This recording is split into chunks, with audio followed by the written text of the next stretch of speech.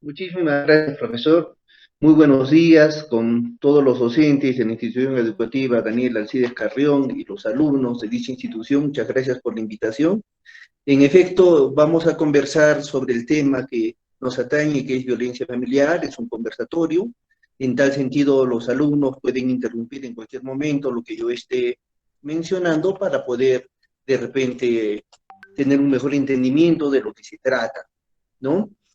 Nosotros vamos a hablar sobre un tema que es muy recurrente, que es la violencia familiar y que tiene mucha incidencia en nuestra provincia de Yunguyo.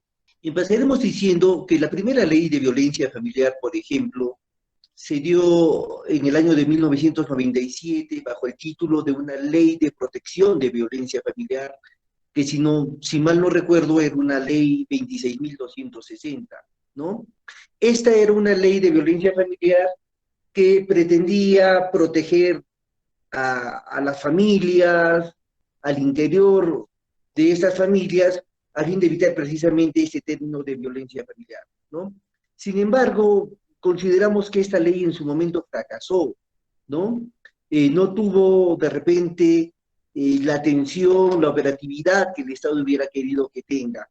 Y lo que ocurrió es que se incrementaron los casos de violencia familiar y ha hecho que el Estado genere una nueva ley mucho más dura. En una primera ley de, de la ley de protección de violencia familiar, esto no se penalizaba, simplemente se iba a audiencias, incluso se conciliaba entre las personas que estaban involucradas en el tema, y era, vamos a decir, un tema bastante suave, bastante a veces hasta formal, pero que no ha dado los resultados que el Estado necesitaba y que posteriormente esto ha empezado a incrementarse, como lo he indicado, y el Estado no le ha quedado otra cosa que dar una ley mucho más dura, que ha cambiado de nombre y que ya no es la ley de violencia familiar o de protección de violencia familiar, sino que es la ley para prevenir, sancionar y erradicar la violencia contra las mujeres y los integrantes del grupo familiar. Así es como se llama hoy en día la ley. Ley para prevenir, sancionar, erradicar la violencia contra las mujeres y los integrantes del grupo familiar. ¿No es cierto? Entonces, como hemos indicado, esta ley tiene un primer objeto que es prevenir. Lo que estamos haciendo nosotros a través de esta charla es una prevención. Oye, si todos conocemos la ley, ya sabemos que está prohibido realizar esa conducta y obviamente tenemos que evitarla. Sabemos qué nos puede pasar, dónde nos pueden llevar, cuál puede ser nuestra sanción. Entonces, estamos ya previniendo esa violencia, ¿no? Y vamos a tratar de erradicarla. Entonces, ese es un primer objetivo, el de prevenir. Otro objetivo, como lo he indicado, es el de erradicar, o sea, tratar de botar de nuestra sociedad esta famosa violencia familiar. Y finalmente, la ley también tiene como función sancionar. O sea, quien incurre, quien comete violencia familiar, va a recibir una sanción. Y ya no es una sanción suave como era con la anterior ley, sino ya estamos hablando de una sanción penal, es decir, de penas privativas de la libertad, para que se entienda, de poder mandar al culpable a la cárcel a fin de que pueda rehabilitarse. Un ejemplo es el principio de la igualdad y no discriminación. A nadie se le puede discriminar, a nadie se le puede tratar desigual. La ley es igual para todos. Es decir, si viene a la comisaría, hacia la fiscalía, al Poder Judicial, tanto un menor como una mujer o un anciano, a todos se le debe dar la misma atención. No se puede discriminar a nadie. Este es uno de los principios fundamentales que tiene esta ley. Y le dice, cuidado policía, cuidado fiscal, cuidado juez, no vas a discriminar absolutamente a nadie. A todos se les tiene que atender en la mejor forma, de forma más rápida, en relación a la aplicación de esta ley. Existe también el principio del interés superior del niño. ¿Qué significa el principio del interés superior del niño? Significa que en todas las medidas que se vayan a tomar en relación a la aplicación de esta ley, se tiene que tener muy en cuenta que los menores de edad no se vayan a ver afectados. Que siempre se tiene que ver cómo ellos se van a encontrar mejores, cómo van a estar mejor respetados sus derechos fundamentales, su desarrollo. Eso es importante. Entonces, este principio del interés superior del niño es muy importante y dice, oye, cuando tú apliques esta ley, ten en cuenta este principio del interés superior del niño, ¿no? También existe el principio de la debida diligencia, es decir, que se tiene que tener por parte de los operadores de justicia mucha diligencia en llevar adelante estos procesos. No se puede tratar como un proceso más. Este es un caso humano, este es un caso muy especial, donde se tiene que poner especial atención, tiene que haber un especial diligenciamiento de parte de los operadores de justicia, ¿no? Entonces, esto termina siendo importante conocerlo. El principio de intervención inmediata y oportuna, es decir, no podemos dejar pasar el tiempo. Cuando se presenta una situación de violencia familiar, la policía, la fiscalía, el juzgado, el CEN, tienen que intervenir directamente y de forma inmediata. Entonces, esos principios son importantes en la aplicación de esta ley, ¿ya? Cuando nosotros hablamos de la mujer y los integrantes del grupo familiar, tenemos que establecer quiénes son objeto de esta protección, quiénes son las personas que se hayan protegidas dentro de esta ley, ¿no? Y las personas que se hayan protegidas dentro de esta ley son básicamente primero las mujeres, ¿no? Durante toda su existencia, durante todo su ciclo de vida, ¿no? Desde niña, adolescente, joven, adulta, adulta mayor, están dentro de esta ley protegidas, ¿no? Es decir, no se discrimina para nada, la mujer desde que nace hasta que muere, está siendo protegida. También están siendo protegidos, obviamente, los integrantes, como hemos dicho, del grupo familiar. ¿Y quiénes pueden ser los integrantes del grupo familiar? Tenemos, por ejemplo, a los cónyuges, ¿no? Que son los esposos, el papá, la mamá, cuando se han casado ante el registro civil, ¿no? Pero de pronto los papás y las mamás se separan y ya no son cónyuges, son excónyuges, dejaron de ser cónyuges, ya se separaron, pero también al haberse separado son personas sujetos de protección de la ley. Es decir, no significa que por el hecho de que ya se divorciaron, ya se separaron, de hecho, ya no los protege la ley también los protege a los excónyuges. Pasa en el mismo caso de los convivientes. Hay muchos padres de familia que no son casados, que solamente se han juntado de hecho y terminan siendo convivientes, ¿no?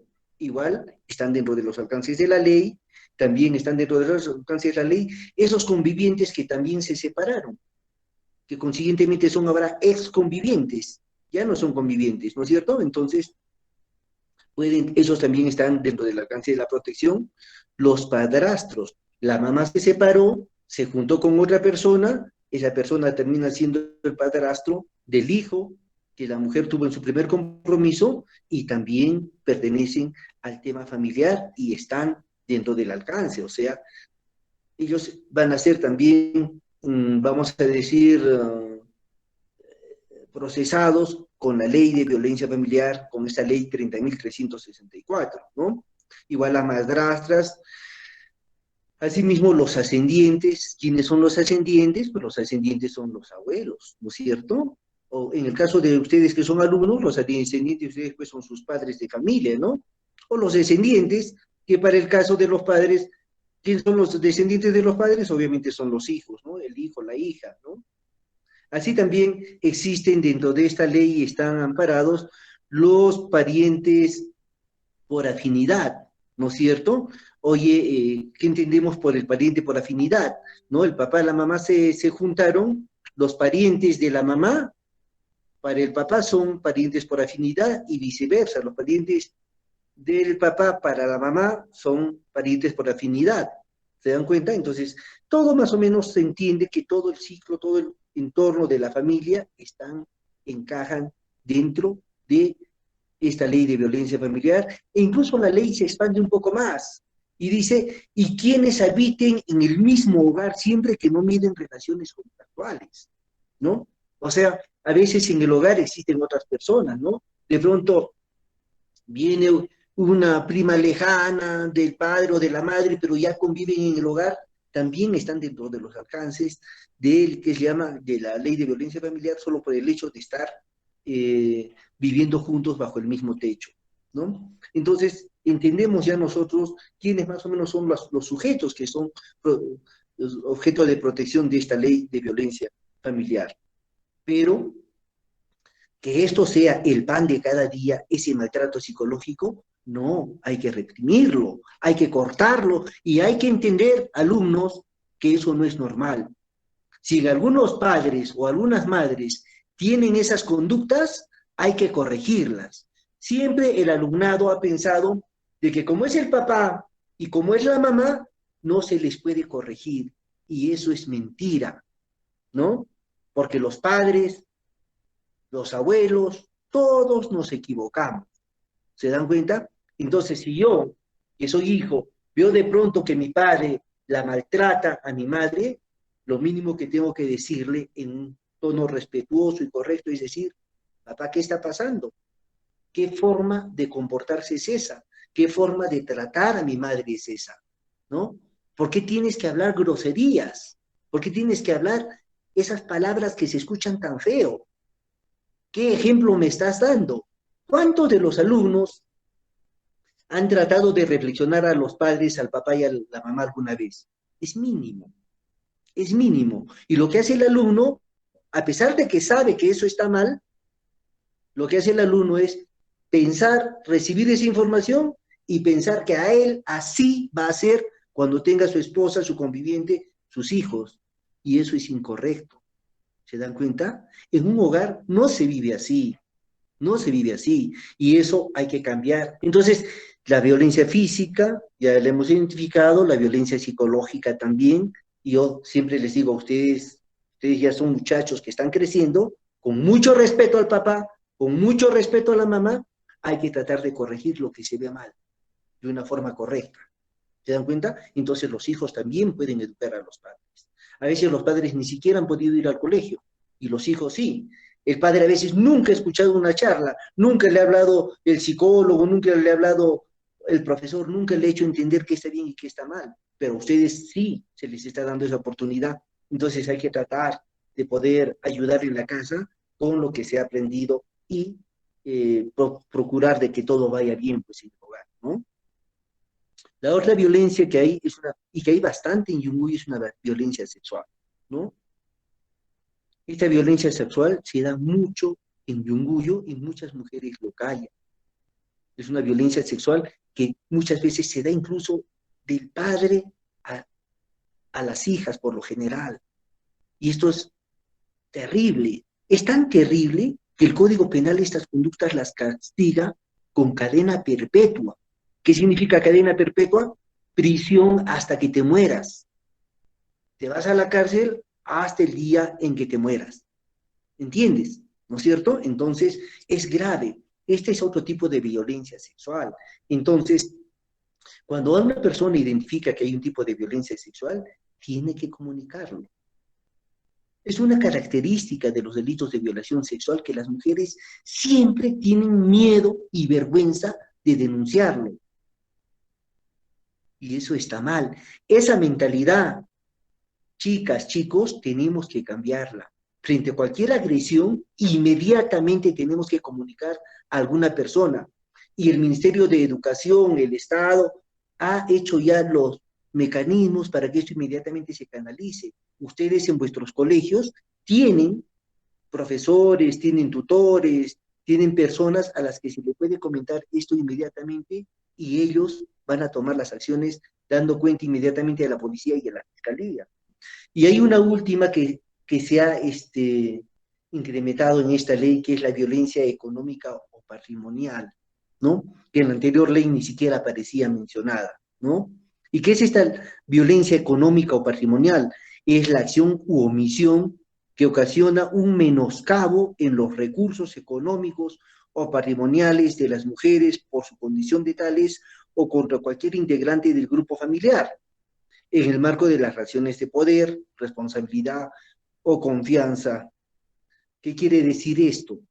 Oye, como generalmente, más antiguamente, ahora ya ha bajado, era el hombre el que salía a trabajar, Si no pasaba nada, si no le hacían caso, si el hombre no se imponía, él simplemente no daba el dinero para el hogar.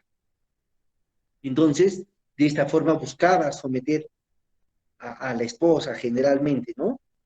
Y esto también es una violencia familiar. ¿Se dan cuenta? El hombre que no contribuye en la casa, que no da el dinero, que no apoya, que no ayuda a cubrir las necesidades, también comete violencia familiar. Entonces la ley que establece, oye, mujer, denunciaste tal cosa, inmediatamente el juez va a dictar una medida de protección y va a decir, tú en adelante me depositas en el banco tanto de dinero por alimentos y si no lo depositas, te voy a sentenciar y probablemente puedas ir hasta la cárcel. Entonces, haciendo un recuento, tenemos la violencia física, psicológica, la violencia sexual y la violencia económica y patrimonial. Entonces, esto se los digo yo a ustedes para que ustedes aprendan a saber qué cosa constituye ya violencia familiar, ¿no? De pronto ya identifican en la casa o pueden darse cuenta que está aconteciendo, ¿no? ¿Y qué medidas de protección puede dictar el juez, por ejemplo? Una de ellas es el retiro del agresor del domicilio en el que se encuentre la víctima, así como la prohibición de regresar al hogar. ¿Entiende? Y dice la ley que la Policía Nacional del Perú puede ingresar a la casa para ejecutar esta medida de protección. Oiga usted, señor, el juez ha ordenado que usted se retire de la casa. ¿Sabe qué, señor policía? No tengo otra casa donde ir. ¿Sabe qué, señor agresor? Ese no es nuestro problema. Usted ha agredido acá, pone en peligro la subsistencia de los hijos, de la esposa, así que el juez ha ordenado como una medida que usted salga de la casa. O sale usted en este momento, o nosotros entramos y lo sacamos. Escoja usted. Esa es una acción, esa es una medida de protección que domicilio cuando se da un grado de violencia un poco más fuerte, un poco más elevado, porque se tiene que medir, ¿no es cierto? Se tiene que medir también. Esa es una de las medidas, por ejemplo. Otra de las medidas puede ser el impedimento de acercamiento o proximidad a la víctima en cualquier forma, a su domicilio, centro de trabajo, centro de estudios u otros donde aquella realice sus actividades cotidianas a una distancia idónea para garantizar su seguridad e integridad. Es decir, el juez te ordena, oye, tú eres su primo, que la estás agrediendo, que están peleando, que tienes problemas, ¿no es cierto? No sabemos por qué, pero tienes problemas. Estás prohibido de acercarte a ella a 100 metros. Si tú te acercas otra vez a ella, vas a cometer delito porque yo te estoy ordenando que no te puedas acercar. Y la policía te va a detener. ¿Entiendes? Entonces, esa es una medida de protección, la que se da el impedimento de acercamiento a la víctima. ¿Existe más? Claro que existe más medidas de protección. ¿Cuál sería otra? Otra medida de protección podría ser, por ejemplo, la prohibición de comunicación vía cartas, vía celular, vía WhatsApp, vía Facebook. ¿Sabe qué, doctor? Me está escribiendo, mire lo que me pone. Oye, ven acá, estás prohibido de llamarla por teléfono, de escribirle, de mandarle mensajes, WhatsApp, videollamadas o cualquier cosa. Si yo encuentro un registro en el celular de la señora o de tal persona o de la víctima de que estás haciendo eso, inmediatamente te voy a sancionar y te voy a procesar por desobediencia y resistencia a la autoridad y es probable que termines también en un penal. ¿Se dan cuenta? Entonces, estas son las medidas de protección que se pueden dar en algún momento. Hay otras varias, ¿no? Estamos ya casi a las 10 de la mañana, hay otras varias que pueden ser, oye, te ordeno que pases alimentos en este acto en un porcentaje tanto, ¿no? Te ordeno a que inmediatamente se haga un inventario de bienes para que no te saques nada de la casa, o sea, muchas cosas, es amplia la ley en ese sentido, se protege, el juez tiene que ver cuál es la medida más idónea, la medida de protección más idónea para poder garantizar de que este ataque, esta agresión frene. Esa es la idea, ¿se dan cuenta? Desde el campo de la educación también pasa lo mismo, ¿no? Si la víctima es un niño, es un adolescente que ha sido agredido, que no puede ir al colegio, lo mismo, los profesores, el director tienen la obligación de entender que ese menor, que esa persona no pudo ir a trabajar, a estudiar en este caso, porque estuvo siendo atendido, fue objeto de víctima, estuvo en la comisaría, estuvo prestando algunas referenciales, algunas declaraciones, algunas situaciones así. Entonces la ley prevé también todo esto, ¿no? Es importante que la ley se cumpla a cabalidad y que no se abuse de la ley. Muchos padres de familia dicen, ¿sabe qué, doctor? Ahora ya no lo puedo reñir a mi hijo, porque mi hijo me dice que si yo lo riño me va a denunciar por violencia familiar. Ese no es el sentido de la ley.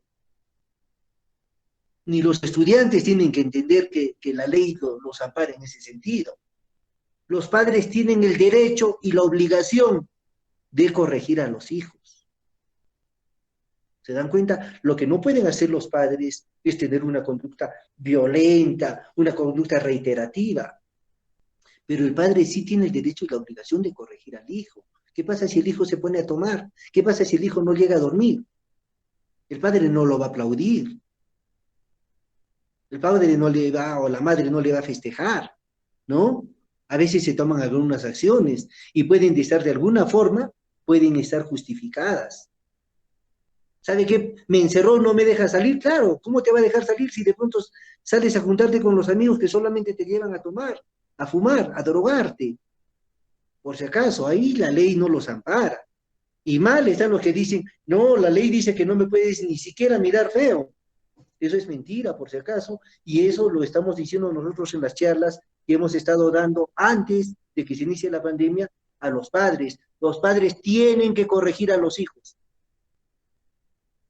Es obligación de ellos. El Estado, la policía, la fiscalía, el juez, los albergues, los municipios, las demunas, no le van a criar a sus hijos. Son los padres quienes tienen que criar a sus hijos. Tienen la obligación de criar a sus hijos. Así que tienen que hacerse respetar. Y los hijos tienen que respetar a los padres. Y acá quiero salirme un poquito del tema ya para terminar, porque se nos pasa la hora, pero quiero que entiendan, jóvenes, que el libar licor, el fumar cigarro, estar consumiendo drogas estupefacientes, no le hace nada bien, no los hace más valientes, los vuelve estúpidos. Entiendan eso, los vuelve estúpidos. Así que quítense de la cabeza que son más inteligentes, que son personas mejores o más bacanes porque están drogándose o están desde temprano consumiendo alcohol. Todos los delitos, o el 95% de la comisión de delitos, sepan ustedes, se da bajo el efecto de drogas o el licor. Y eso debería ser suficiente para que el humano dejara de consumir licor. Hay muchas estadísticas, muchos estudios que establecen que la mayoría de delitos se cometen en ese estado. La pregunta es, ¿por qué tienen que tomar? ¿Por qué tienen que fumar? ¿Mm? ¿Qué pasa? ¿No son personas pensantes? ¿No tienen la capacidad de analizar? ¿Qué ven? Por lo que el papá, la mamá les gusta ir a las fiestas, los festejos, los techamientos, cualquier pretexto a veces para tomar, ¿creen que eso es natural? Eso se corrige a los padres. Oye, papá, ¿qué pasa? Has ido a una reunión y has regresado hasta con los pantalones orinados. ¿Te parece eso correcto, papá? ¿Hasta esos extremos se toma? ¿Esa es la educación que me das? ¿Cuántas veces le han reclamado a su padre eso? O a la mamá que a veces también ahora termina mareada. Necesita, el licor te da inteligencia, es un alimento, te da mayor razonamiento, te da coherencia. ¿Cuál es el beneficio del licor? ¿Mm? Ya pues hay que reflexionar. Yo soy una de las personas que más choca acá y en la provincia critico a cada rato que se festeja todo y nada. A cada rato. ¿Estamos en pandemia? No, tenemos que izar, es costumbre izar el pabellón. ¿Pero qué es costumbre izar el pabellón? Lo que es costumbre es que terminas de izar el pabellón y estás metiéndote tus cervezas, tomando. Ese es el pretexto. Esa cultura tenemos que cambiar. Yo los llamo a la reflexión a todos para que ustedes sean personas de bien, no sean mañana o pasado un parásito de la sociedad. Quiero, por favor, en ese sentido, hacerles este llamado para que ustedes puedan reflexionar y aportar en el hogar. Podríamos hablar mucho más, porque la ley de, de violencia familiar, que se llama ahora Ley para Prevenir, Sancionar y Erradicar la Violencia contra las Mujeres y los integrantes del grupo familiar, es amplia, pero bueno, creo que hemos hecho una aproximación más o menos de lo que es esta ley y que las sanciones finalmente en una sentencia judicial terminan con penas privativas de la libertad. ¿Ya? Yo me quedo ahí por un tema de hora y quiero agradecerle a todos los docentes, director y a todos los que están comprometidos en este taller dirigido a ustedes y en verdad quisiera que la reflexión que les haga, que les he hecho, de alguna forma la tomen en cuenta. ¿Ya? Muchísimas gracias, profesores, muchísimas gracias, alumnos, por haberme escuchado. Doctor, buenos días. Tengo una pregunta que hacerle. Buenos días, dime. En la segunda vuelta de las elecciones presidenciales del Perú, los candidatos se insultaron constantemente. Mostró uno de ellos una piedra. ¿Eso debería ser normal para nosotros los estudiantes? ¿Cómo va a ser normal? Esa es una agresión, obviamente es una clara muestra de irrespeto a la población, a la sociedad, ¿no es cierto? Sabemos nosotros qué valores tenemos como personas, creo que han tenido anteriormente una charla, ¿no? Entonces, hay que aprender a ser correctos, tenemos que aprender a ser íntegros, correctos como personas, ¿no? Ya a esta edad, a la edad que tienen ustedes, ya saben diferenciar lo bueno de lo malo, ya saben diferenciar qué está bien y qué está mal. Y ustedes pueden decir, oye, lo que está haciendo fulano, sutano, mengano, perengano o perencejo, está bien o está mal. Y eso no hay que evitarlo. Y cuando se conversa y cuando se practica en la casa a veces, se dice, qué pena, qué vergüenza, ¿no? Que tal persona haya hecho tal cosa, que tal otra persona ha hecho tal cosa, y que sin embargo quieran, por ejemplo, gobernar el país, ¿no? Ya te da un poco, demuestra su conducta. Entonces, ahí nosotros pues aprendemos a valorar a las personas y a entenderlas, ¿no? Si son personas de bien o son personas de mal. Esto lo digo de forma general, no quiero entrar en política. Tengo otra pregunta. Profesor, Profesor, buenos días. Yo le quería Hola. preguntar, ¿qué es la violencia en general? La violencia en general es pues toda acción u omisión tendiente a menoscabar a una persona, ¿no? La integridad de una persona, ¿no? Puedes menoscabar a una persona, puedes hacerle daño física, psicológicamente a una persona por una acción o por una omisión. Y todo esto está completado en la ley. Entonces, todo lo que te vaya a agraviar, lo que te vaya a causar daño, constituye violencia. profesor, ¿por qué ahora en las elecciones la gente está juntándose si saben que hay este virus? Mm. Ah, eh, es un Exactamente. tema pues de falta de respeto a la sociedad y a sí mismos, ¿no es cierto? Si sabemos que estamos en pandemia, es la primera pandemia que yo vivo y obviamente que ustedes también viven la primera pandemia, y si ya nos dicen los especialistas, los entendidos, que tenemos que tomar algunas medidas de precaución, cumplir algunos protocolos de bioseguridad, solo la necedad, solo la estupidez del ser humano hace pues de que no se respete este tipo de cosas, ¿no? Tenemos que aprender a convivir, se ha dicho, con el virus, pero también tenemos que aprender pues a cuidarnos, ¿no? A no ser necios. ¿Cuántos muchachos, generalmente los muchachos, y yo paro llamándoles la atención en la calle, que van sin barbijo? Oye, el que vaya sin barbijo no solamente le afecta a él, el que vaya sin barbijo le afecta al ciudadano de a pie que está transitando por esa calle. Y ¿Te das además, cuenta? O sea, no se respetan ellos ni respetan a los demás. ¿Qué me dices? si es que andan sin mascarilla, agarran el virus, contagian a toda su familia y ahí quedó. Claro, imagínense, no miren el año, uno tiene que ser muy inteligente e imaginar lo que va a pasar, porque el virus no lo ves, porque si lo vieras sería diferente, ¿no? Te darías cuenta, oye, ahí está el virus, pero como no lo ves, tienes que imaginar, el virus no se muestra ese mismo momento, se muestra después de 10, 15 días, y tienes que entender que en qué momento te contagiaste y si fue por negligencia o no. Profesor, buenos días. Tengo una pregunta. ¿Cuál es la importancia de valores en la familia y en la institución educativa? Bueno, vamos a hablar de esos temas. Los valores son importantes. Algo estuve escuchando de la ponencia que le hizo la anterior profesora y alguien le preguntó, ¿cuál es el valor más importante? Los valores para mí todos son importantes, absolutamente todos son importantes, ¿no?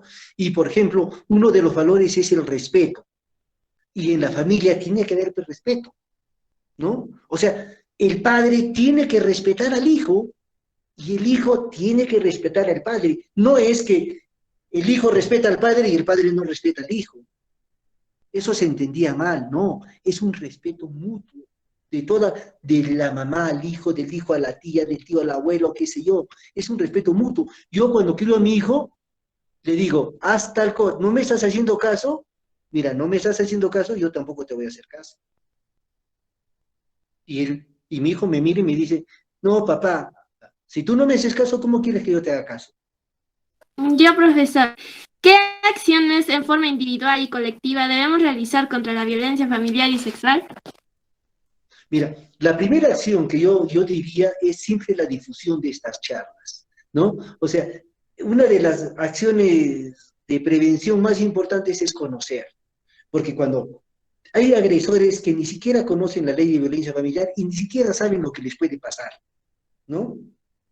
Entonces, tocar estos temas, conversar estos temas al interior de la familia, con los amigos, en el colegio, cualquier cosa, es un aspecto muy importante para erradicar la violencia, ¿no? Entonces, ¿cuántas veces ustedes han conversado en el colegio, en el salón, cuando antes de la pandemia? No se conversa mucho este tema, ¿no? O cuántas veces alguna amiga o amigo les ha contado, sabes que en mi casa mi papá me pega todos los días, o le pega a mi mamá todos los días, o mi papá y mi mamá se insultan todos los días. No, nunca se ha conversado este tipo de cosas, ¿no? Pero ¿qué pasara? De repente alguien diría, oye, pero ¿por qué no vas un ratito a informarte a la comisaría? Dice que hay un centro de emergencia mujer, ¿por qué no hablas con el psicólogo? ¿Por qué no hablas con el asesor? De repente te van a decir cómo puede frenar este asunto. Entonces es importante la difusión de estas leyes y de estos mecanismos que existen para combatir. Yo creo que esa es una primera tarea que debemos de tener todos. Muchas gracias a ustedes, muchas gracias a los alumnos y por favor sean mujeres y varones de bien. Solo eso. Muchas gracias. Buenos días. Doctor Jorge Astorga, muchísimas gracias por su brillante ponencia. Esta exposición va a dar un efecto a nuestros estudiantes que tanto necesitan y ahora ya están anotando, y nosotros vamos a invitarles también los próximos talleres que vamos a tener. Muchísimas gracias. Muchas gracias, directora. Solo una precisión. Los alumnos que han asistido son alumnos de quinto año, cuarto año, ¿de qué nivel son? Del primero al quinto. Perfecto, qué bueno. Muchísimas gracias entonces a ustedes por la invitación. Hasta otra oportunidad. Doctor. Gracias. Sí, muchas gracias, doctor. Muchas gracias, profesor Ernesto. Muy buenos días una vez más, señora directora, administrativos, docentes, padres de familia y estudiantes. A nombre de la Comisión de Convivencia Escolar, quiero agradecer por la accesibilidad y aceptación de la invitación de hacer ponencia, de abordar estos temas de valores y actitudes de violencia, que son fundamentales para la formación de futuros ciudadanos, que sean íntegros, ¿no?, y responsables de sus actos. A la psicóloga Ruth Mariori Quispe Carcasi, al especialista en convivencia, que es especialista en convivencia escolar de la UGEL Yunguyo, y al abogado que lo hemos tenido en estos momentos, Jorge Astorga Castillo, que es el fiscal provincial civil y familia de Yunguyo. Muchas gracias a estos distinguidos profesionales por contribuir en el aprendizaje de la comunidad educativa. Estoy seguro que con el aporte de todos podemos ser mejores. Muchas gracias a todos por su participación. Hasta luego, profesores. Hasta luego. Hasta luego, profesores. Hasta luego, profe. Hasta luego, profesor. Muy buenos días, estudiantes. Que tengan ustedes un bonito día, estudiantes. Hasta la próxima, profesor. Hasta la próxima, profesor. Hasta la próxima. Hasta la próxima. Hasta la próxima. Hasta luego, profesor. Hasta luego, estudiantes. Hasta luego, profesor. Hasta luego, profesor. Hasta luego, maestro. Hasta luego, estudiantes. Hasta luego, que les vaya bonito. Hasta luego. Hasta luego, profe. Otra oportunidad. Hasta luego, profesor. Hasta luego, estudiantes. Hasta luego. Hasta luego.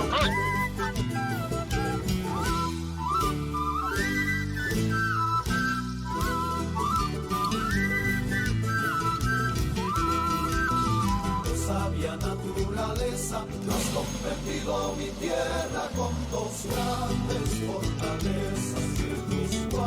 Hasta luego, gracias. Gracias por la organización, a la comisión. Hasta luego.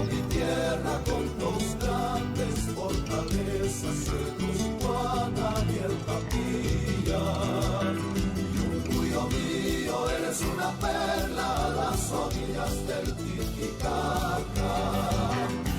Tuyo mío, eres una perla a las orillas del Titicaca. Hasta luego.